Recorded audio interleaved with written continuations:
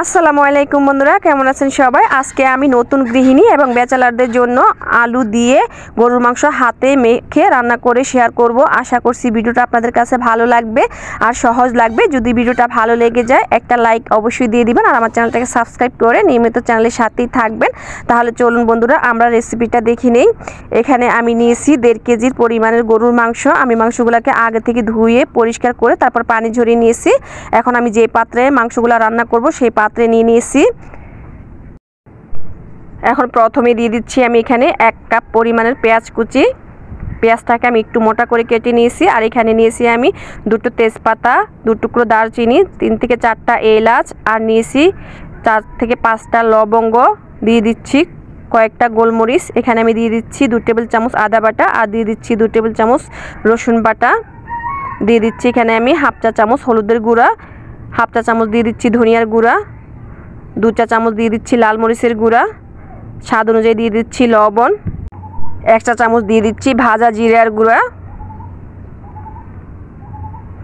এখন দিয়ে দিচ্ছি 1/2 চা চামচ গরম মশলার গুঁড়া। এই গরম মশলাটা কিন্তু আমি ঘরে তৈরি করে নিয়েছি।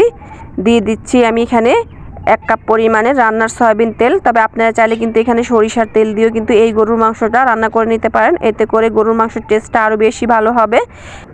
এখন আমি গরুর মাংস আর মশলা খুব ভালো করে মিশিয়ে নিচ্ছি। যেহেতু আমরা হাত দিয়ে মেখে গরুর মাংসটাকে রান্না করব, তাই আমি হাত দিয়ে কিন্তু খুব ভালো করে মিশিয়ে নিচ্ছি। আপনারা চাইলে কিন্তু এখানে পেঁচলার বা খুন্তি ব্যবহার করে কিন্তু মেখে নিতে পারেন। তবে হাত দিয়ে মাখলে দেখা গেছে রান্নার স্বাদই কিন্তু অন্যরকম হয়। এখানে কিন্তু আমার গরুর মাংসটা খুব ভালো করে মাখা হয়ে গেছে। এখন দিয়ে দিচ্ছি এখানে আমি 1/2 কাপ পরিমাণের পানি।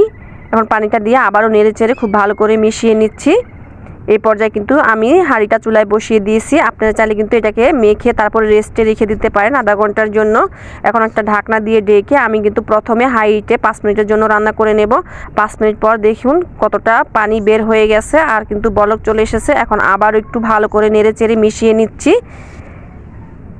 আবারও একটা ঢাকনা দিয়ে ঢেকে দিচ্ছি। আর এই পর্যায়ে কিন্তু চুলার আঁচটা আমি মিডিয়াম আঁচে করে দিয়েছি। ঢাকনা দিয়ে ঢেকে কিন্তু এই পর্যায়ে আমি আরও 20 মিনিটের মতো রান্না করে নিয়েছি। 20 মিনিট পর অবস্থাটা দেখুন, তেলটা কিন্তু একদম উপরে ভেসে উঠেছে।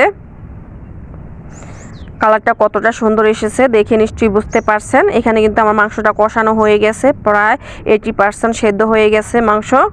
এখন আমি এর মাঝে দিয়ে দিব আমরা যে আলু কেটে ধুয়ে রেখেছি সেইখান থেকে আলুগুলো দিয়ে দিচ্ছি।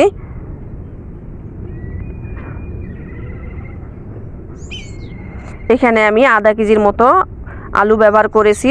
আপনারা চাইলে আর একটু বাড়িয়ে কমিয়ে ব্যবহার করতে পারেন। এখন আলুগুলো দিয়ে আমি মাংসটাকে আবারও ভালো করে নেড়ে চেড়ে মিশিয়ে একটা ঢাকনা দিয়ে ঢেকে তারপর রান্না করে নিয়েছি আরও 10 মিনিট। 10 মিনিট পর আবারও কিন্তু আমি ঢাকনাটা খুলে তারপরে নেড়ে চেড়ে নিচ্ছি।